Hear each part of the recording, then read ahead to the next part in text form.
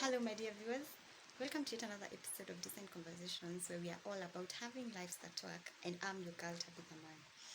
So, um, today I just want us to have a conversation on children and this period of social isolation and COVID-19. When it comes to children, this has been a very challenging period because we've had to restrain them. And I'm speaking this as a mother because it's been quite a challenge for me to really explain to my daughter about the situation that's going on, and to tell her that we have to stay at home. You can't go to the neighbors, and tell her why, as I mentioned previously in a previous episode, that we are now at Granny's. So I have to tell her, why are we still at Granny's and we can't go back to our own house? And this has been a conversation that I've been having with her consistently.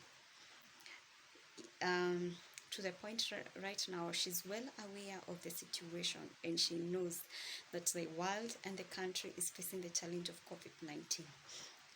So just I want to share a few things that I have observed as a parent that I feel that other parents will benefit as well, especially for those ones with younger children. Not because for the older children, they are able to consume and digest the information from the cells, but for the younger children, we have to play the role of bridging the gap of information so that we break it down to them to fully understand the situation that we are currently facing. So for me, to begin with, I try as much as possible to really explain to her the situation. So when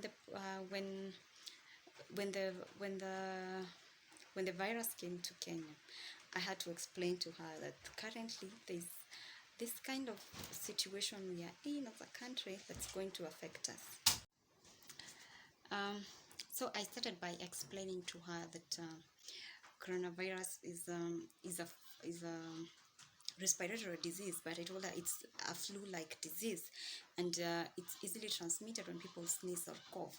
So I told her, beware that when you see someone sneezing or coughing at you, you stay away or you protect yourself by covering your mouth or your nose. And basically I used the information that was shared out by the WHO, guiding us on preventive measures. So initially it really didn't appear to be so serious to us, because I mean, when you tell a child it's a flu, kids get flus every day, and they really move on with life. It's not really a big deal for a kid to get a flu.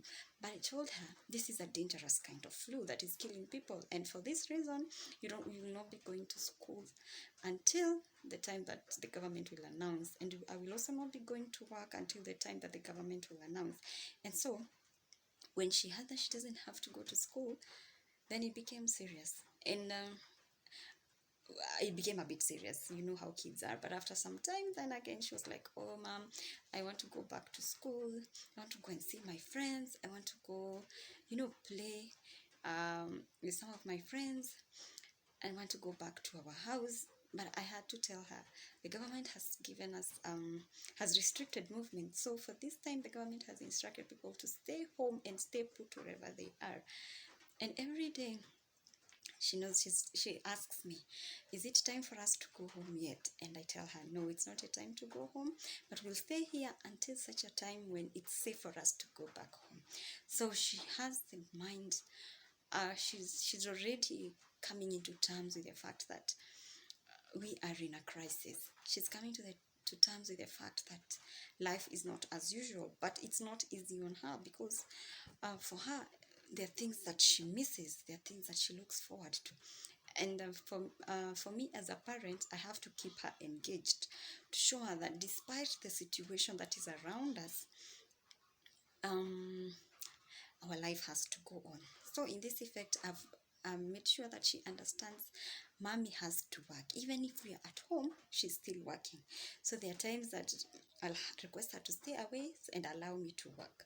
But there are times that I'll tell her, then it's time for us to study, and I will work through with her through homework. We call it homework because when you tell her it's reading, you will have to explain the difference between school and home. So anything that she does from home, she takes it as homework. So I tell her, yeah, teacher has sent me homework, so it's time for us to do homework, and she sits down and does the homework. So um, there's that thing of having to show your children that despite the challenge, life has to go on. And another tip I would want to share is do not let your child over consume the media. Even for an adult, it's important to consume the media with really, really great moderation. But now when it comes to the children, because there's so much information, there's so much bad news, that it might affect them psychologically. But for you as a parent or a caregiver, what you will do is probably regulate the hours that they're watching TV. Or if they're watching TV, make sure you monitor what they're watching. It doesn't, they could watch cartoon, they could watch movies or whatever they're watching, but reduce on the consumption, especially of negative content. But negative content, it could be bad news, fake news, anything that will interfere with them. Just be on the lookout. And I'm sure those tips are going to help you. So that has been our conversation. Let's keep engaging. Happy New Girl, Tabby. See you next time. Bye-bye.